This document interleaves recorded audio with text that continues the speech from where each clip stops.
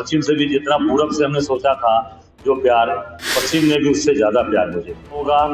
Bharatiya Janata party पूरी तरीके से महिला विरोधी है। कांग्रेस की यूपी जोड़ो यात्रा जो सहारनपुर के मां शाकुंभरी देवी मंदिर से शुरू हुई और फिर आज यानी 6 जनवरी को राजधानी लखनऊ में सफलतापूर्वक समाप्त हुई।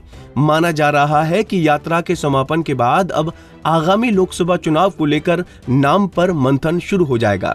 आपको बता दें कि यात्रा के समापन के बाद कांग्रेस के प्रदेश अध्यक्ष अजय राय ने प्रेस कॉन्फ्रेंस की, जहां उन्होंने बताया कि पश्चिमी क्षेत्र में उन्हें इस यात्रा के दौरान जनता का पूरा समर्थन और प्यार मिला।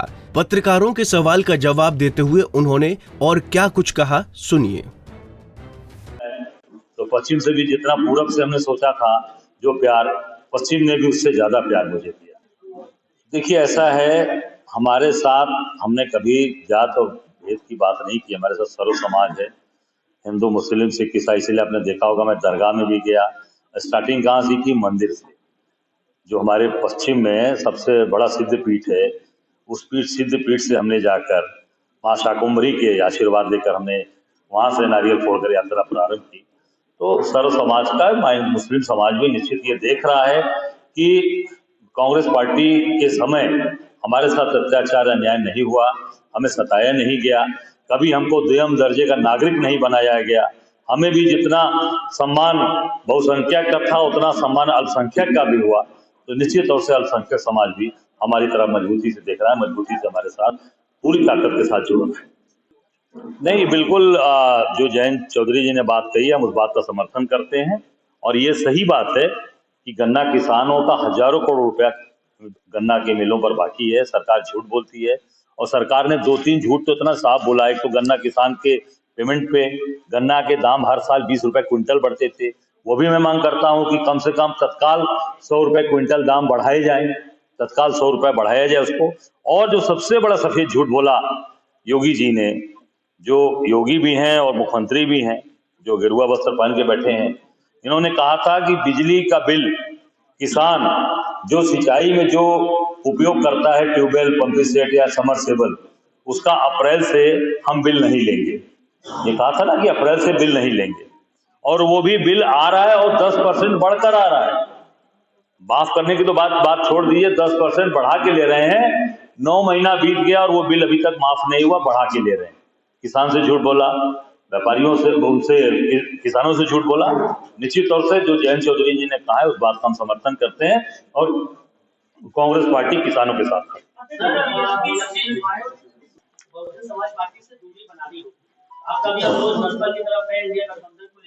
अब इस नहीं, हमारा जो तय है कि इंडिया गठबंधन के साथ जो लोग राष्ट्रीय नेतृत्व हमारा बातचीत कर रहा है, उसमें समन्वय समिति बनी है, वो आगे बढ़कर बात कर रहे हैं।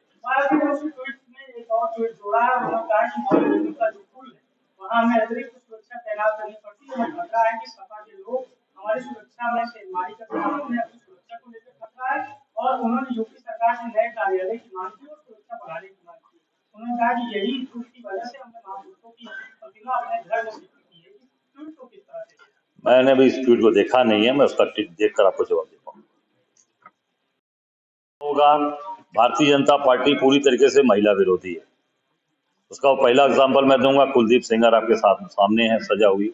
दूसरा, एक इनके विधायक जो सोनभद्र से विधायक रहे, रामदुलार गौड़ दुद्धि से, वो पास्को एक्ट में 2014 में जब प्रधान थे तब उसने एक बच्ची के साथ बलात्कार किया था। उस समय मुकदमे लगे थे और उनको माननीय कोर्ट ने उनको सजा दी है अभी महीना पहले, 20 दिन, 25 साल की। और वो जानते हुए भाजपा ने ये बलात्कारी है और पास्को एक्ट वाला है, उसके बाद भी 2022 में उसको विधानसभा का टिकट दिया और विधायक बनाया।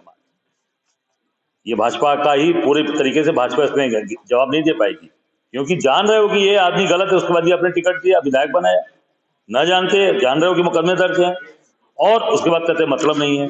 तीसरी घटना पहलवान लोगों की आपके सामने ही है। उन्होंने कहा कि भाई हमारा यौन शोषण हो रहा है, हम जो है साक्षी मलिक जिसने दुनिया में हिंदुस्तान का नाम रोशन किया, ब्रॉन्ज मेडल ले आई, उसने मना कर दिया, कहा कि नहीं, अब हम कुश्ती से संन्यास ले रहे हैं। चौथी घटना, जो सबसे बड़ी घटना है, वीवीआईपी क्षेत्र प्रधानमंत्री जी का, देख लीजिए जरा आप लोग, प्रधानमंत्री के संसदीय क्षेत्र में बीएचयू की आईटी की बिटिया के साथ रेप होता है, सामूहिक बलात्कार होता है। और इनके 3 भाजपा के नेता जो आईटी सेल के संयोजक, सह संयोजक और उसके कार्यकारिणी के मेंबर हैं, तीनों ने मिलकर गन पॉइंट पे लेकर उसको उसके साथ बलात्कार किया। 2 महीने बाद, 4 दिन बाद वो बिटिया उसको पहचान लेती है और उसके बाद 2 महीने बाद उनकी नाटकीय गिरफ्तारी होती है। मैं फिर कहूंगा नाटकीय गिरफ्तारी होती है और गिरफ्तार करके उसको केवल और केवल बड़ी बड़ी बात दिखाई गई न। अभी तक आप देखेंगे जितने भी पुलिस के लोग इस तरीके की गिरफ्तारियां करते हैं, जितनी भी गिरफ्तारियां होती हैं पुलिस की, सबकी प्रेस कॉन्फ्रेंस होती है कि नहीं होती है? आप सब लोग मीडिया के लोग बैठे हैं, सब जगह बकायदे उनको पीछे खड़े करके पुलिस प्रेस कॉन्फ्रेंस करती है। बनारस की घटना में प्रेस कॉन्फ्रेंस हुई, वो तीनों जो भाजपा के नेता पकड़े गए, मीडिया के सामने प्रस्तुत किया गया। मेरा ये प्रश्न है इस सरकार से, क्यों नहीं प्रस्तुत किया गया? कोई प्रेस कॉन्फ्रेंस नहीं हुई, कोई जवाब नहीं दे रहा। क्या उन लोगों को जब गन पॉइंट पे लिया था उन बिटिया को, तो क्या वो गन बरामद करने के लिए उनको रिमांड पे पुलिस ने लिया? पुलिस ने रिमांड भी नहीं लिया उन लोगों का, जो अपराधी जो जेल में बंद है भाजपा के, उनका रिमांड नहीं लिया गया और न प्रेस कॉन्फ्रेंस की गई। क्यों नहीं की गई? क्यों नहीं बताया गया आम जनता को? क्योंकि वो भाजपा के लोग हैं। उन्होंने मोदी के लिए, अमित जोगी के लिए और तमाम मंत्रियों के लिए काम किया और 60 दिन भाजपा ने बचा किसलिए रखा? जैसे मेरा सीधा आरोप है कि उन लोगों को ये लगा कि अगर ये 5 स्टेट के पहले अगर उनकी गिरफ्तारी होती है तो ये मुद्दा बन जाएगा कि ये भारतीय जनता पार्टी महिला विरोधी है, बच्चियों का बलात्कार करने वालों को ये उसमें अपनी पार्टी में स्थान देती है। इसलिए लोगों ने नाटकीय गिरफ्तारी 60 दिन बाद दिखाई, जब सारे चुनाव सब जो क्लियर हो गए तब उसको ले आके चुपचाप उसको उनको बकायदे माला पहनाकर जेल भेज दिया गया।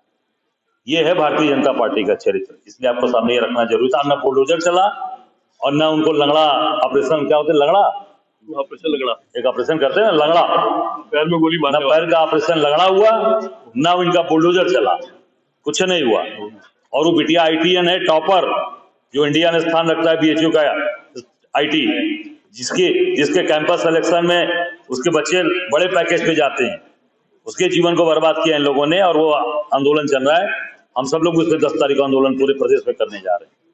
पूरे प्रदेश के अंदर आंदोलन बिल्कुल 10 तारीख को पूरी कांग्रेस सड़क उतरेगी, पूरे प्रदेश के अंदर कांग्रेस सड़क उतरने जा रही है।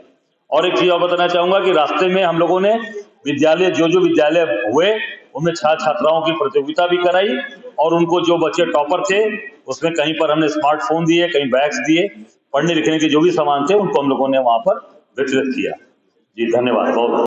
हमसे जुड़े रहने के लिए हमारे YouTube चैनल को सब्सक्राइब करें और नई वीडियो की नोटिफिकेशन के लिए बेल आइकॉन को दबाएं।